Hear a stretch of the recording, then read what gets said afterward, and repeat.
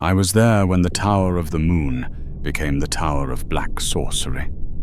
My name is Malthan, son of Morwen, and I was a healer in Minas Ithil when the shadow fell upon it.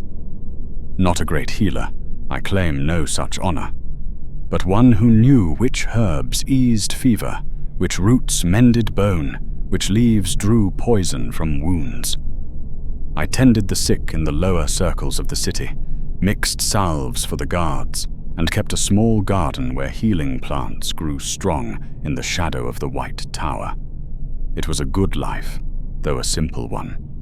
Each morning I would wake to the sound of the great bell marking the dawn watch, its voice rolling down from the tower's peak like silver water over stone. I would tend my garden as the sun climbed, checking each plant with the care a mother shows her children. Athelas grew thick and green against the south wall, its leaves releasing their clean scent at my touch. Malos bloomed white and gold in neat rows, their petals perfect for drawing infection from cuts. In the corner where the morning shadow lingered longest, I cultivated the rarer herbs: king's crown for deep wounds, moonwort for the sleeping sickness, and silver leaf that could ease the pain of old bones.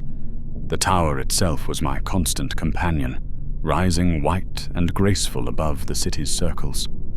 From my garden, I could see its highest window, where the great lens caught the moon's light and cast it down upon us in silver benediction. The Palantir of Ithilien had long since been moved to safer halls, but the tower's summit still gleamed with its own pure radiance when the moon was full. On such nights I would often pause in my evening rounds to look up at that distant glow and feel pride swell in my chest. This was Minas Ithil, the Tower of the Moon, fairest of all the fortresses of Gondor. I had lived there all my life, born in a house on the third circle where my mother had tended the small shrine of Elbereth. She had died when I was barely grown, taken by a fever I could not yet cure, and I had sworn that day never to let ignorance claim another life if knowledge could prevent it. I apprenticed to old Gallion, who knew every herb that grew from the Ephel Duath to the Anduin, and when his hands grew too stiff for fine work, I took his place among the healers of the city. The people trusted me, and I them.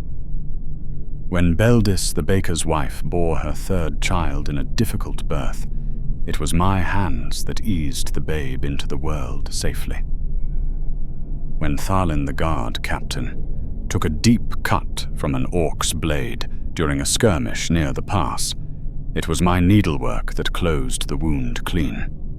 When the winter cough swept through the lower circles, it was my willow bark tea that broke the fevers and sent children back to their games. Yet even in those days, I sometimes felt a disquiet I could not name. It began, I think, with the moon itself. I was a man who worked often by night. Fevers do not wait for dawn, and birth pangs come when they will. The moon had always been full, my companion, its light clear and steady through my small window as I mixed draughts or cleaned wounds. But in the months before the shadow came, that light seemed changed. Paler, perhaps. Colder. The silver radiance that had once warmed my heart now made me shiver, though I told myself it was only the turn of seasons. My plants felt it first. The Athelas, which had always grown eager and strong, began to show brown edges on its leaves, despite careful watering. The mallows bloomed less freely, their golden hearts growing dim. Even the common herbs, mint and comfrey, sage and thyme, seemed to struggle, though the soil was rich and the rains had been good. I changed their beds, thinking perhaps the earth was spent. I tried different waterings, different plantings.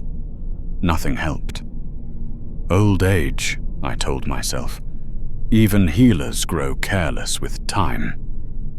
But I knew it was a lie. My hands had not changed. My knowledge had not dimmed. Something else was wrong. Something that touched the very roots of growing things. The guards began to speak of strange dreams. Thelin mentioned it first, one morning when I was cleaning a fresh scratch on his sword arm. Another skirmish, he said, though the orcs had fled quickly and left only a few dead. I see the tower in my sleep, he told me, his scarred face troubled. But it is not as it should be. The stone is dark and something moves up its walls, like shadow, but with purpose. I bound his wound with clean linen and made the usual jest about soldiers eating too much cheese before bed. He laughed, but his eyes remained distant. Within a 10-day, 3 more guards had spoken of the same dream. Always the tower. Always the climbing shadow. Always the sense of something terrible approaching from above. I began to watch the tower more closely during my evening rounds. Its white stone gleamed as it always had in the moonlight, unmarked and pure. The great window at its peak shone with the same silver radiance. Yet sometimes, and I could never be certain this was not my own fancy, I thought I saw movement in the highest chambers, a flicker of deeper darkness against the pale walls, gone so quickly I might have imagined it. The sickness came next. Part 1. First signs? It was not like any illness I had known. The first case came to my door on a night when clouds covered the moon, carried by his wife and brother. Aldric, one of the younger guards, barely 25 and strong as an oak. He burned with fever, but his skin was pale as parchment, and when I touched his brow, it felt cold despite the heat that radiated from within. When did this begin? I asked his wife, Mairen, as I prepared a draught of willow bark and feverfew. 3 days past, she said, wringing her hands. He was on watch at the Morgul gate when it struck him. Came home babbling of voices in the dark, of cold breath on his neck. Now look at him. Aldric's eyes were open but unseeing, fixed on something beyond the ceiling beams. His lips moved constantly, forming words too soft to hear. When I leaned close, I caught fragments. Comes from above. The stone remembers. Shadow climbing. The fever draft should have eased him within the hour. Instead, it seemed to pass through him like water through sand, bringing no relief. I tried stronger remedies, bone-set tea, crushed pearls in wine, even a precious pinch of athelas steeped in spring water. Nothing touched the burning cold that consumed him. On the second night, he began to speak clearly. "The moon is wrong," he said, his voice perfectly calm, though his body still shook with the strange fever. "Can you not see it? It watches us now with different eyes." I looked out my window. The moon hung full and bright, casting its familiar silver light across the garden. "The moon is as it has always been, Aldric. You are ill, and illness plays tricks with sight." He turned his head to look at me directly for the first time in days. His eyes were clearer than they had been, but something in them made my skin crawl. "You see it, too," he said. "In your garden. Your plants know. They remember the old darkness, and they fear its return." I wanted to argue, but the words died in my throat. He was right about the garden. Even now, in the moon's full light, I could see the athelas drooping, the mallows closing their blooms, though night-blooming flowers should have opened wide. Aldric recovered, if recovery was the right word. The fever left him on the 4th day, and his strength returned. But he was changed, quieter. His eyes held shadows that had not been there before, and he flinched when the moon's light fell directly on his face. When I asked him what he remembered of his illness, he claimed to recall nothing. "Bad dreams," he said. "Nothing more." But I had heard him speaking in the fever's grip, and I knew there had been more than dreams. The sickness spread slowly at first. A guard here, a merchant there, a woman from the fourth circle who had been walking her dog near the upper gates. Always the same pattern: the burning cold, the pale skin, the unseeing eyes that fixed on distant horrors. And always, in the depths of their fever, they spoke of the tower, of shadows climbing, of the moon's changed face. I sent word to the healers in Minas Tirith, describing the symptoms and asking for counsel. The reply came swift, but offered little help. "The malady you describe is unknown to our halls. Continue your treatments and report any changes. We have dispatched a scholar versed in ancient ailments, but he cannot arrive for a fortnight. Guard your health and trust in your skill." A fortnight. I watched the sickness claim 2 more guards, a blacksmith, and 3 children from the lower circles. Each case followed the same pattern. Each patient recovered with the same strange shadows in their eyes. I began to feel helpless, a healer who could not heal, watching my city sicken with something beyond my understanding. It was Meiren who first spoke the fear that had been growing in all our hearts. She came to my door on the 10th night, her face drawn with exhaustion. Aldrich had returned to his duties, but she said he no longer seemed like the man she had married. "He speaks to the stones," she whispered, glancing back toward the street as if afraid of being overheard. "I wake in the night and find him standing at the window, talking to the tower in words I do not know. And Kaelin," she gripped my arm with desperate strength, "the tower answers him." I wanted to tell her it was grief speaking, that watching a husband fall ill could twist perception and breed phantoms in the mind. But I had been watching too, and I had seen things that daylight could not explain away. The previous evening, while treating a child's fever, I had looked out through my window toward the tower. For just a moment, no longer than a heartbeat, I had seen something impossible. The white stone of the lower courses had seemed to pulse, as if lit from within by a cold fire. And in that pulse I had glimpsed shapes moving beneath the surface, dark forms that pressed against the stone like prisoners testing the strength of their bars. When I blinked, the tower was white and still as always. But the child in my care had whimpered and turned her face away, as if even in fever's grip she felt the wrongness I had witnessed. "What do you think it is?" I asked Meiren, though I dreaded her answer. "I think," she said slowly, "that something has come to live in our tower, something that should not be." The next morning brought news that turned my blood to ice water. Captain Boromir, not the great Boromir of later years, but his uncle, who commanded the garrison of Minas Ithil, sent word that scouts had vanished near the Morgul Pass. 3 good men, sent to investigate reports of strange lights in the mountains, had simply disappeared. Their horses had been found wandering riderless, their gear scattered, but of the men themselves no trace remained. "Send out search parties," the captain ordered. But when the parties returned, they brought only more questions. The scouts' trail had ended at a place where the very stones seemed to have been melted and reformed, twisted into shapes that hurt the eye to look upon. Strange flowers had sprouted there, if flowers they could be called. They bloomed in colors that had no names, and their scent made strong men retch and flee.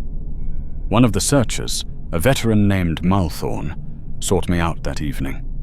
He had breathed too deeply of the flower's perfume, and now suffered from waking nightmares that left him shaking and pale. "I see the pass," he told me, his hands trembling as he accepted a cup of calming tea. But not as it is now, as it was long ago, or as it might yet become. Dark things move there, Cailan. Old things. And they are coming closer. I gave him what comfort I could, but his words were echoed in my mind long after he had gone. The pass had always been a place of watchfulness, for it was the main route through the Isildur into Mordor. But the mountains had been quiet for years, and we had grown perhaps too comfortable in our vigilance. That night, I could not sleep. I sat by my window, watching the tower and trying to convince myself that all was well. The moon was full, casting sharp shadows across the city's circles. The tower gleamed white and serene, its great window dark and peaceful. Then, as I watched, a light appeared in the highest chamber. Not the clean silver radiance of moonlight, but something else. Pale and cold, with an undertone of sickly green that made my stomach turn. It pulsed slowly, like a great heart beating. And with each pulse the shadows on the tower's face seemed to deepen and shift.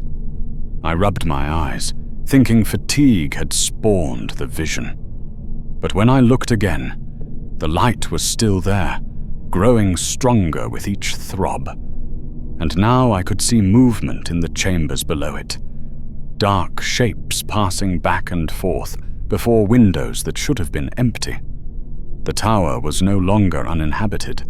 Something had taken residence in its highest rooms, something that cast no clean light, but instead radiated a cold luminescence that made the very air seem thick and wrong. As I watched in growing horror, the light pulsed once more, brighter than before. And in that pulse I heard something that froze the blood in my veins. A sound like singing, if singing could be made of despair and ancient malice. It rose from the tower's peak and drifted down through the city's circles, too faint for sleeping ears, but clear enough to those who watched and feared. It was then that I knew with certainty what had come to Minas Ithil.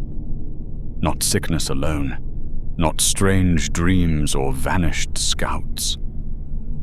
Something far older and more terrible had found our city, and claimed it for its own. The Tower of the Moon was beginning its transformation into something else entirely, something that would one day bear a different name and cast a different light upon the world. But I did not know then how far the corruption would spread, or how quickly our beautiful city would become a monument to horror. I only knew that the wrongness I had felt for so long now had a source, and that source was growing stronger with each passing night. In the morning, I would find that 3 more people had sickened with the strange fever. By evening, 2 children would have vanished from their beds, leaving only the scent of those impossible flowers and windows that had been torn open from within. The shadow had come to dwell among us, and our long fall into darkness had begun. The children who vanished were the baker's twins, Mera and Jorin, barely 8 years old. Their mother found their beds empty at dawn, the window shutters hanging loose on twisted hinges. The room reeked of that cloying sweetness I had smelled near the pass, and strange flowers had somehow bloomed overnight in the cracks between the floorboards. Pallid things, with too many petals that seemed to writhe when no wind stirred them. Beldis was beside herself with grief and terror. She clutched at my robes with flower-dusted hands, her eyes wild. "They were there when I checked at midnight," she sobbed, "sleeping sound as any babes. What could take them so quietly? What leaves flowers in place of children?" I had no answer for her. We searched the city from the highest circle to the lowest, called their names until our voices cracked, questioned every guard and gatekeeper. The children had simply vanished, as thoroughly as if they had never existed. Only those cursed blooms remained, wilting now in the morning light, but leaving behind a stench that made my stomach turn. Captain Boromir tripled the watch and ordered every door barred at nightfall. But I could see the doubt in his eyes, the same doubt that gnawed at my own heart. How do you guard against something that passes through stone and leaves flowers in its wake? The strange malady continued to spread, but its nature was changing. Where once the fever had burned for days before breaking, now it lasted only hours.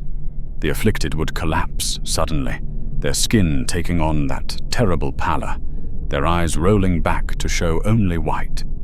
They would speak in voices not their own, ancient words in tongues I did not recognize, phrases that seemed to make the air itself shiver. Then they would wake with no memory of what had passed, but bearing new marks upon their flesh. Thalin the guard captain was among the latest victims. I found him at dawn in the courtyard of his own house, lying naked on the cold stones with symbols carved into his chest. Not cut by any blade, but burned into the skin as if by invisible fire. The wounds formed patterns that hurt to look at directly, geometric shapes that seemed to shift and crawl when viewed sidelong. When he woke, he smiled at me with eyes that held depths I had never seen before. "The old roads are opening," he said in a voice like rustling leaves. "Can you feel them, healer? The paths that were sealed are stirring. Soon we shall walk where our fathers feared to tread." I cleaned his wounds as best I could, but the strange burns would not heal properly. They remained raised and red, pulsing faintly with their own inner heat. When I applied Athelas to draw out infection, the leaves blackened and crumbled at their touch. "What do you remember?" I asked him. "Dreams," he said, but his smile never wavered. "Such beautiful dreams." The tower's light grew stronger each night. Where once it had been a faint pulse visible only to watching eyes, now it blazed like a cold beacon across the city. The sickly radiance fell upon our streets and homes, and where it touched, things changed. Plants twisted into new and terrible shapes. Stone developed veins of darkness that spread like infection through mortar and foundation.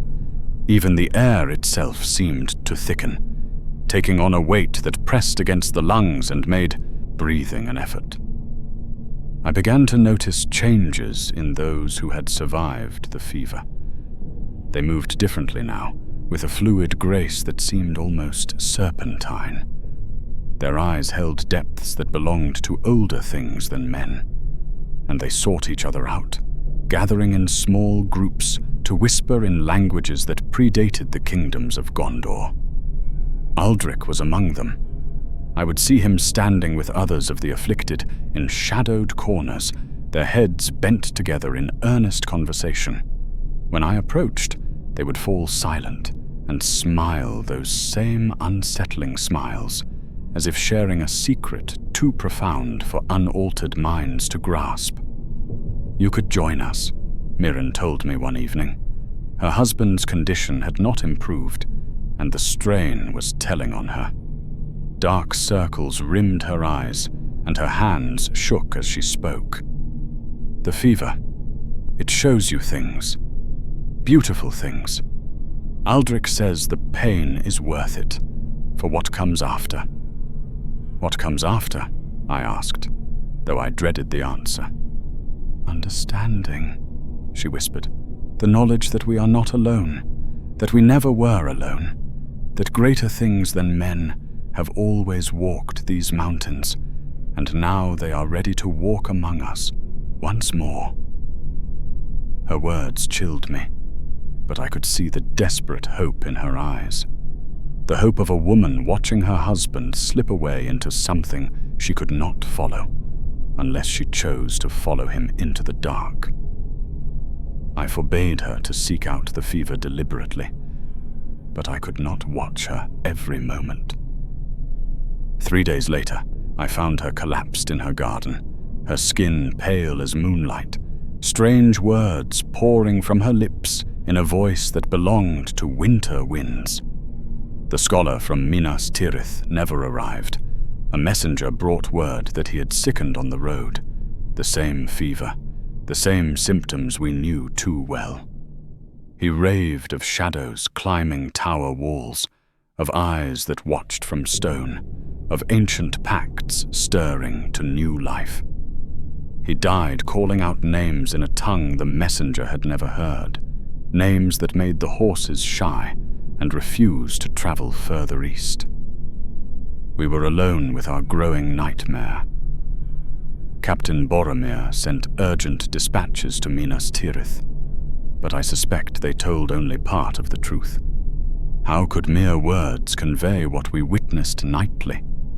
How could any report capture the sight of citizens walking through walls as if stone were mist, or flowers blooming in winter that sang lullabies in voices like breaking glass? I tried to maintain my routines, to treat what ailments I could still understand and heal. But my herbs withered faster now, even when kept in sealed jars away from the tower's light. My healing draughts turned bitter, or lost their potency within hours of brewing. The very craft I had devoted my life to was being poisoned at its source. One night, as I sat grinding willow bark by lamplight, I heard footsteps in my garden. Not the heavy tread of boots, but something lighter, more cautious. I peered through my window and saw small shapes moving among my dying plants, shapes that might have been children, if children could move with such unnatural stillness. Mira and Jorin stood in the moonlight, their faces pale as winter flowers. They had not aged a day since their disappearance, but something fundamental had changed about them. They moved too smoothly, turned their heads too far, smiled with too many teeth. They were plucking my remaining herbs with delicate fingers, gathering armfuls of the struggling plants. As they worked, they hummed, a tune I had never heard before, but which seemed to resonate in my very bones. The sound made me want to open my door and join them, to dance beneath the sick light of the tower until my own flesh learned new ways to bend and twist. Instead, I pressed my hands to my ears and squeezed my eyes shut, praying to Elbereth for strength. When I looked again, they were gone. But my garden lay bare, every healing plant uprooted, every flower plucked. In their place, the twisted blooms that had marked their disappearance now grew in neat rows, their impossible colors bright as jewels in the darkness. The next morning brought worse news. A delegation from Osgiliath had arrived during the night. 3 riders sent to investigate reports of strange lights and missing citizens. They had taken lodging at the Rose and Crown, the finest inn on the second circle. By dawn, all 3 were dead. I was summoned to examine the bodies, and what I found defied all understanding of natural death. They lay in their beds as if peacefully sleeping, but their skin had taken on the texture of old parchment, dry and brittle to the touch. When I lifted one man's arm, it crumbled like ash, leaving only empty clothes and a scatter of grey dust upon the sheets. Yet their faces wore expressions of such profound peace that I found myself envying them. Whatever had claimed them had done so gently, offering release from the growing horror that surrounded us. The innkeeper, a stout man named Serdic, was nearly mad with fear. "They seemed well enough when they retired," he babbled, spoke of pressing on to Minas Tirith in the morning, of urgent business with the steward. They were laughing at some jest when I brought them wine. Laughing! I could offer him no comfort, for I had none to give. The riders' horses had vanished from the stable, though the doors remained barred. Their saddlebags had been opened, their dispatches removed. Whatever intelligence they had carried back to their lords was now in other hands. That evening, as I walked the streets of my dying city, I saw the truth of our situation with terrible clarity. The Tower of the Moon was no longer our guardian, but our doom. Something ancient and malevolent had taken residence in its highest chambers, and from there it reached out with invisible tendrils to corrupt all it touched. Those who had survived the fever were no longer fully human. They walked among us wearing familiar faces, but their hearts beat to alien rhythms. They smiled and spoke and went about daily tasks. Yet always I caught them watching the tower with expressions of anticipation, as if waiting for some signal only they could perceive. The children who had vanished were not gone, but transformed, their innocent flesh reshaped into vessels for older purposes. They appeared in dreams and shadows, singing songs that called others to follow them into the dark spaces beneath the city. And the light that poured each night from the tower's crown grew ever brighter, ever more wrong. I could feel it pressing against my mind, whispering promises of peace and understanding if only I would cease my resistance and embrace the changes it offered. On the night of the new moon, when darkness should have offered some respite from the tower's sickly glow, the light blazed brighter than ever before. It poured from every window of the upper levels, spilling down the white walls in rivers of pale fire. The very stones seemed to drink it in, their surface taking on a luminescence that pulsed like a slow heartbeat. I stood in my ruined garden, watching in horrified fascination as the transformation reached its crescendo. The light was not mere illumination, but something alive, something that moved with purpose and will. It flowed through the city's streets like a tide, touching every stone, every door, every shuttered window. Where it passed, the world changed. The cobblestones writhed like living flesh, their surfaces rippling in patterns that hurt the mind.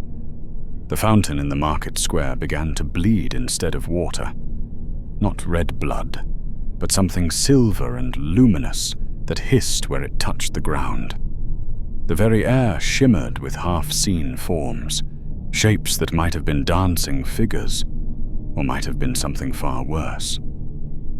And from the tower came a sound that no throat born of woman had ever made, a cry of triumph that echoed across dimensions I could not name.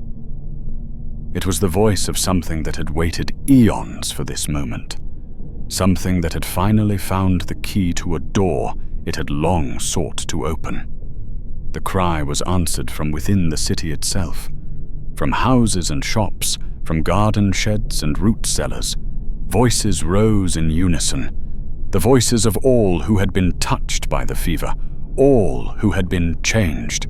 They sang in harmony with their master's triumph, their human throats producing sounds that belonged to older creation. I fell to my knees, pressing my hands to my ears, but the song penetrated flesh and bone to resonate in the very core of my being. It spoke of endings and beginnings, of the passing of one age and the dawn of another. It promised transformation beyond imagining, evolution into forms that could perceive beauty in darkness and find joy in corruption. For a moment, just a moment, I felt the terrible temptation to surrender, to stop fighting and let the song carry me away into whatever realm my transformed neighbors now inhabited. The pain would end. The fear would cease. I would understand at last what Thalin and Aldrich and all the others had discovered in their fever dreams. But then I thought of Beldis, weeping over her empty beds, of the riders from Osgiliath, crumbling to ash in their sleep, of all the lives that had been extinguished or twisted beyond recognition to feed this thing's awakening. I staggered to my feet and stumbled into my house, barring the door behind me with hands that shook like autumn leaves. But there was no hiding from what was coming. The light seeped through every crack and crevice, carrying with it whispers in languages that predated men. When dawn came, if dawn was the right word for the pale, diseased illumination that now passed for daylight, I emerged to find my city utterly transformed. The white stones of every building had taken on a grey pallor, shot through with veins of black that pulsed with inner life. The streets ran with streams of that silver luminescence, and where it pooled, flowers bloomed. The same twisted blossoms that had marked every horror of the past months, but now grown large as dinner plates and bright as captured stars.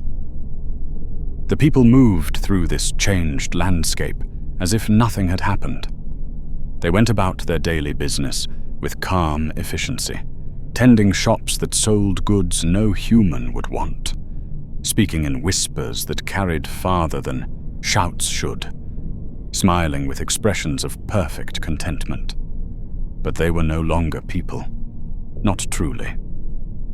When I looked closely, I could see that their flesh had taken on the same translucent quality as the tower's light. Their eyes reflected depths that belonged to caverns beneath the world. Their movements possessed a grace that spoke of joints restructured for purposes other than those nature had intended.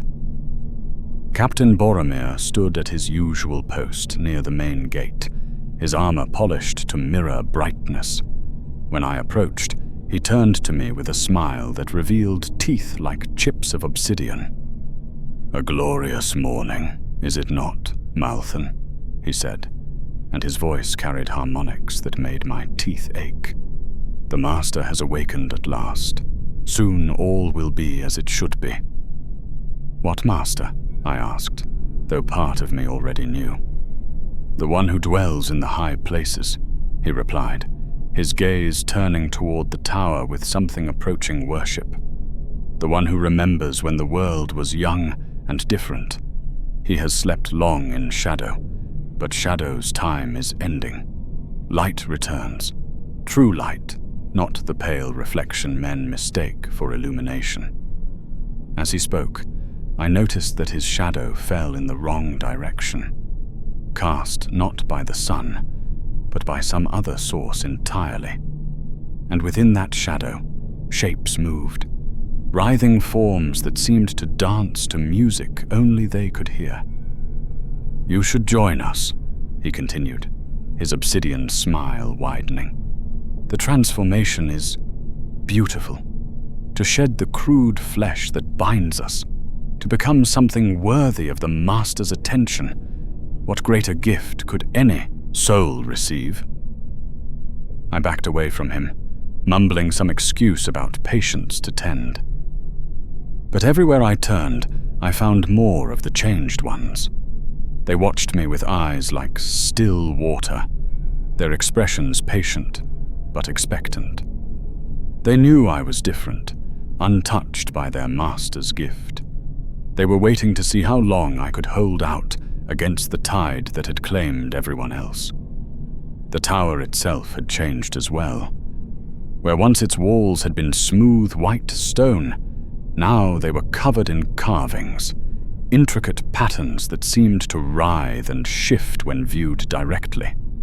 The great window at its peak no longer showed glass, but what looked like a vast eye, lidless and unblinking, surveying its new domain with alien intelligence. And from that eye came the light that was transforming everything it touched. Not the clean radiance of sun or moon, but something that carried within it the essence of places where neither had ever shone. It was the light of deep caverns and forgotten tombs, of realms where different laws governed the behavior of matter and energy. I realized then that what we faced was not merely conquest, but metamorphosis on a scale beyond comprehension. This was not an enemy, that sought to destroy Minas Ithil, but one that wished to remake it entirely, to transform our city into something that could serve as an anchor point for powers that existed beyond the boundaries of our world. The fever had been only the beginning, a way to prepare human vessels for what was to come. Those who had been touched by it were no longer dying or changing randomly. They were becoming something new, something that could exist in harmony with their master's vision of how reality should be structured. And that master, I could feel its presence now, pressing down from the tower like a weight upon my soul. It was vast beyond imagining, older than the mountains, possessed of intelligence that made human thought seem like the scratching of insects. It had patience measured in millennia, and power that could reshape stone as easily as clay. It knew I watched from below, knew I alone remained unchanged among all the city's inhabitants. And in that knowing was amusement, the indulgent humor of a being that could afford to let one small rebellion continue for a while, if only to savor the inevitability of its eventual triumph. The sun set that day behind clouds that moved in spirals, casting shadows that danced to rhythms no natural wind could explain. As darkness fell, the tower's light blazed forth with renewed intensity, and I heard singing from every quarter of the city, voices raised in harmonies that spoke of joy too terrible for human hearts to contain. I barred my door and shuttered my windows, but I knew such precautions were futile. The thing in the tower had time. It had patience. It had already claimed everything that mattered. All that remained was for me to decide how I would face the change when it finally came for me. 3 days passed in a mockery of normalcy. The transformed citizens went about their daily routines with mechanical precision, but their purposes had altered beyond recognition. The baker still baked bread, but the loaves emerged from her ovens pale and luminous, and those who ate them spoke afterward in whispers that carried farther than shouts. The blacksmith still worked his forge, but the weapons he crafted bore edges that cut more than flesh. They severed the boundaries between what was and what might be. I moved among them like a ghost, the only unchanged soul in a city that had become a doorway to somewhere else entirely. They watched me with patient eyes, these people who had once been my friends and neighbors, not with hostility, but with the quiet expectation of inevitability. They knew what I had yet to accept, that resistance was futile, that the transformation was not a tragedy, but a gift beyond price. Sometimes they tried to show me. Aldrich approached me on the second evening, his face serene in the tower's pale radiance. The symbols burned into his chest glowed softly through his shirt, pulsing in rhythm with some vast heartbeat that emanated from the mountain's depths.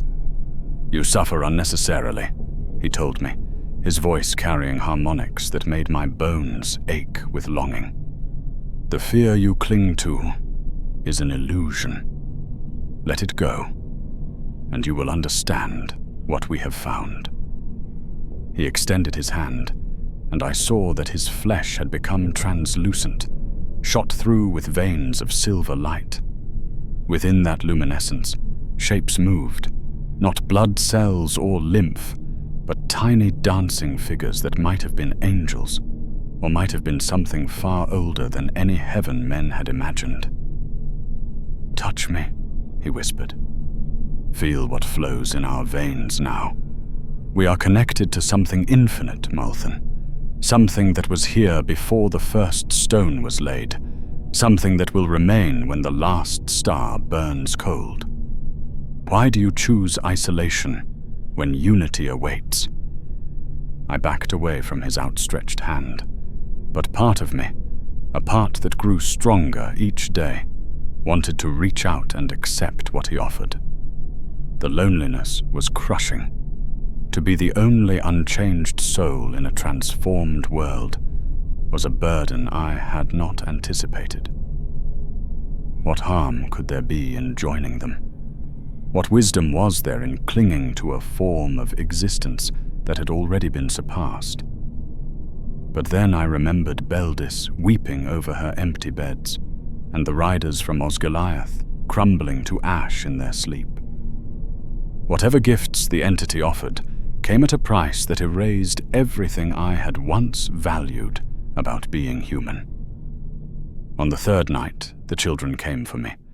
I woke to singing outside my window, voices high and sweet as silver bells, harmonizing in ways that pulled at the deepest parts of my soul. Mira and Jorin stood in my ruined garden, but they were no longer alone. A dozen other children had joined them, all those who had vanished over the past weeks, their small forms glowing with internal light. They sang of gardens beyond imagining, where flowers bloomed in colors that had no names, and trees bore fruit that could nourish both body and spirit. They sang of playmates who danced on air, and toys that responded to thought alone. They sang of a loving father who waited in the high places, ready to gather all his children into an embrace that would last beyond the ending of worlds. The song was beautiful beyond description. It painted pictures in my mind of paradise regained, of mortality transcended, of pain transformed into joy so pure it burned like fire. I found myself rising from my bed, my feet carrying me toward the door without conscious thought. My hand was on the latch when memory struck like a physical blow. These were the children who had been taken from their beds, whose parents had wept and searched and found only empty rooms and impossible flowers. Whatever they had become, whatever joy they had found, it had cost them everything they had once been. I snatched my hand back from the latch and pressed my palms against my ears, but the singing penetrated flesh and bone. It spoke directly to the part of me that remembered childhood wonder, that longed for magic to be real and transformations to be gifts rather than curses. "Uncle Malthan," Mira called through the door, and her voice was exactly as it had been before, sweet and innocent and trusting. "Why won't you come outside? We have so much to show you. Such beautiful things." "The garden is full of flowers now," Jorin added. "They sing lullabies when the wind touches them. And there are butterflies with wings like stained glass and rabbits that glow like little moons." The temptation was overwhelming. These children had found wonder in their transformation. They were not suffering, but rejoicing, not lost, but found. What arrogance was there in refusing the gift they offered? What wisdom in clinging to an existence defined by pain and limitation and death? I might have surrendered then, might have opened the door and walked out into their luminous embrace. But as I reached for the latch a second time, I caught sight of my reflection in the window glass. My face looked back at me, lined with worry and sleepless nights, marked by all the small griefs and joys that make up a human life. It was not a beautiful face, nor a particularly wise one, but it was mine, shaped by choices I had made and experiences I had earned. In that reflection, I saw something the transformed had lost, the messy, complicated, gloriously imperfect reality of being truly alive. I turned away from the door and the children's songs, retreating to the back room where I kept my dwindling supplies. The singing continued for hours, sometimes pleading, sometimes cajoling, occasionally taking on notes of gentle reproach. But I did not yield. When dawn came, that pale, diseased light that now passed for morning, the children were gone. But they had left a gift, Every window of my house was now covered with those impossible flowers, their twisted blooms pressing against the glass like hungry mouths. I knew then that my time was running out. Each night would bring new temptations, new attempts to win my surrender, and each night would find me weaker, more isolated, more desperate for the connection they offered. Eventually, inevitably, I would yield, unless I chose another path. The decision came to me with crystalline clarity. I could not save my city. That was beyond any mortal power. But I could bear witness. I could carry the truth of what had happened beyond the mountains, to warn others of what slept in the deep places and what price was demanded for waking it. I spent the day in preparation, gathering what few supplies remained untainted and planning a route that might carry me past the transformed guards. The city's defenses were no longer meant to keep enemies out, but to prevent anyone from carrying word of the transformation to the outside world. Those who ruled from the tower had invested too much in their grand working to allow news of it to reach ears that might organize resistance. As evening approached, I made my way through streets that pulsed with alien life toward the postern gate on the north wall. The route took me past the market square, where vendors hawked their transformed wares to customers who paid in currencies that defied comprehension. I saw a woman purchase a loaf of that luminous bread by offering memories of her first kiss. A man traded his childhood laughter for a bottle of wine that contained liquid starlight. The fountain still bled its silver luminescence, but now I could see shapes moving within the metallic fluid, tiny figures that danced and sang in languages that predated human speech. Children played games around its rim, their laughter bright as breaking glass, their shadows falling in directions that had nothing to do with the light above. It was beautiful in its way, horrible and alien and utterly wrong, but beautiful nonetheless. I understood then why so many had embraced the change willingly. There was wonder here, magic made manifest, transformation that opened doors to realms beyond imagination. But it was not human wonder, not human magic. It demanded the surrender of everything that made us what we were in exchange for becoming something else entirely. The guards at the postern gate were men I had known for years. Gildor the carpenter, who had built cribs for half the children in the lower circles. Thorin the wine merchant, whose stories of distant lands had entertained many a winter evening.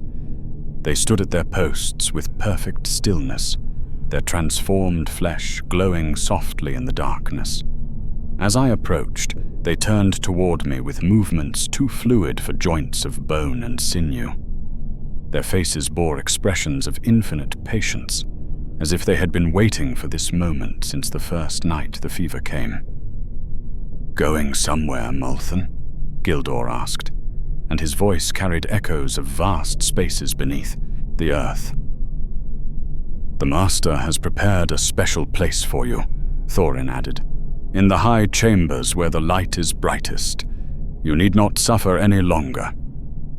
They made no move to stop me, but I could feel power radiating from them, like heat from a forge. One touch of their transformed flesh, and I would join the ranks of the changed, my resistance finally overcome. They offered no violence, only inevitability. I reached into my pouch and withdrew the last of my athelas, a handful of leaves I had hidden away when the corruption first began to spread. The plant was withered now, brown and brittle, but it still held something of its original nature. As I crushed the leaves between my palms, their clean scent filled the air, sharp and pure as mountain snow. The guards recoiled as if struck, their perfect composure finally cracking. The athelas scent was anathema to whatever they had become.